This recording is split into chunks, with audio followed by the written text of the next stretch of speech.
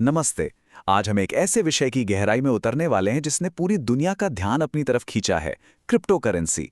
अक्सर ये नाम सुनते ही दिमाग में बहुत सारे जटिल शब्द घूमने लगते हैं ना, लेकिन आज रोजमर्रा के आसान उदाहरणों के साथ हम इस पूरे कॉन्सेप्ट को बिल्कुल सिंपल बनाने वाले हैं। तो चलिए, बिना किसी देरी के शुरू करते हैं। आज के इस सफर का रोडमैप बहुत ही सीधा सा है। पहले हम समझेंगे कि ये डिजिटल मनी आखिर है क्या। फिर इसके पीछे की ब्लॉकचेन तकनीक को देखेंगे। इसके बाद क्रिप्टो के अलग अलग प्रकार, उन्हें एक्सचेंज और स्टोर करने के तरीके, और अंत में इसके जोखिमों यानी इस रोलर कोस्टर से बचने के उपायों पर बात करेंगे। तो आइए सबसे पहले हिस्से से शुरुआत करते हैं, डिजिटल मनी को डिकोड करना। आसान भाषा में कहें तो आखिर ये क्रिप्टो वाला क्या है?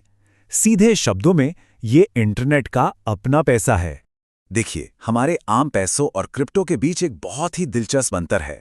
आमतौर पर हम जो फिजिकल कैश या बैंक का डिजिटल बैलेंस इस्तेमाल करते हैं, उसमें हर लेन देन के लिए किसी न किसी परमिशन की जरूरत होती है।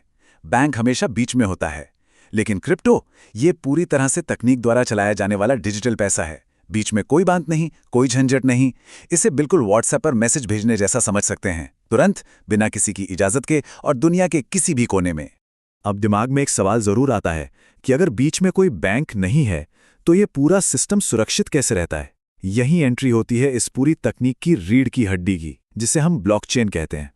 ब्लॉकचेन, जैसा कि नाम से ही समझ आ रहा है, ब्लॉक्स की एक लंबी चेन है। इसे एक ऐसी पब्लिक रिकॉर्ड बुक की तरह माना जा सकता है जो दुनिया भर के हजारों लाखों कंप्यूटरों पर एक साथ सेव होती है। और इसका सबसे कड़ा नियम क्या है? एक बार जब कोई भी लेन देन इसमें दर्ज हो गया तो उसे किसी भी हाल में बदला या मिटाया नहीं जा सकता। यह बिल्कुल परमानेंट है। इसे और भी आसानी से समझने के लिए एक शेयर्ड गूगल शीट की कल्पना करते हैं। सोचिए, एक ऐसा डॉक्यूमेंट है जो लाखों लोगों के साथ शेयर किया गया है। हर कोई इसे लाइव देख सकता है, पढ़ सकता है, लेकिन कोई भी चुपके से इसमें कोई बदलाव नहीं कर सकता। कोई चीटिंग नहीं। ब्लॉकचेन ठीक ऐसे ही काम करता है, जो पूरे सिस्टम में गजब की पारदर्शिता और सुरक्षा बनाए रखता है। अब जब ब्लॉकचेन का कॉन्सेप्ट क्लियर हो गया है, तो बाजार में मौजूद हजारों क्रिप्टो ऑप्शंस को देखकर कंफ्यूज होना लाजमी है। तो चलिए, इस उलझन को थोड़ा सुलझाते हैं और इन्हें कुछ मुख्य श्रेणियों में बांटते हैं। बिटकॉइन, इथीरियम, ये कुछ ऐसे नाम हैं जो अक्सर सुनने में आते ही रहते हैं। सच तो ये है कि इन सभी का अपना एक बिल्कुल अलग उद्देश्य होता है। और इस पूरे मार्केट को समझने के लिए हम इन्हें तीन मुख्य बाल्टियों यानी कैटेगरीज में रख सकते हैं। तो ये तीन मुख्य कैटेगरीज कुछ इस तरह हैं। पहली है स्टोर ऑफ वैल्यू, जैसे कि बिटकॉइन। इसका मेन मकसद है लंबे समय तक अपनी वैल्यू तो बनाए रखना, बिल्कुल डिजिटल गोल्ड यानी डिजिटल सोने की तरह। दूसरी कैटेगरी है प्लेटफॉर्म्स, जिसका सबसे बड़ा उदाहरण इथेरियम है। ये उन ऐप्स और प्रोग्राम्स को चलाने के काम आता है जिन्हें स्मार्ट कॉन्ट्रैक्ट्स कहते हैं। इसे स्मार्टफोन्स के एंड्रॉयड ऑपरेटिंग सिस्टम जैसा समझा जा सकता है। और तीसरी कैटेगरी है स्टेबल कॉइन्स, जैसे टीथर। इनकी कीमत फिक्स होती है, आमतौर पर $1 के बराबर। ये रोजमर्रा के इस्तेमाल के लिए डिजिटल डॉलर की तरह है। इन तीन हिस्सों में बांटने से ये पूरा बाजार काफी व्यवस्थित लगने लगता है ना? अब जब हमने इसके प्रकार समझ लिए हैं, तो अगला कदम है मार्केट के साथ इंटरैक्ट करना। आखिर इनकी खरीद फरोख्त कैसे होती है और इन्हें सुरक्षित कैसे रखा जाता है? खरीदने बेचने के लिए क्रिप्टो एक्सचेंज किसी भी आम स्टॉक मार्केट की तरह ही काम करते हैं। लेकिन खरीदने के बाद असली खेल शुरू होता है इन्हें स्टोर करने का, जिसके दो मुख्य तरीके हैं, हॉट वॉलेट्स और कोल्ड वॉलेट्स।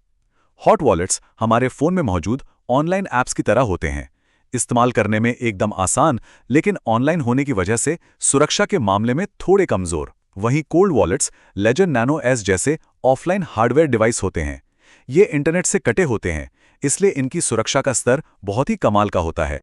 और यहाँ इस दुनिया का एक सबसे बड़ा और सुनहरा नियम याद रखना बहुत जरूरी है, not your keys not your crypto. इसका सीधा सा मतलब यह है कि अगर किसी के पास अपने वॉलेट की प्राइवेट कीज का कंट्रोल नहीं है, तो तकनीकी तौर पर उस डिजिटल संपत्ति पर उसका पूरा अधिकार भी नहीं है।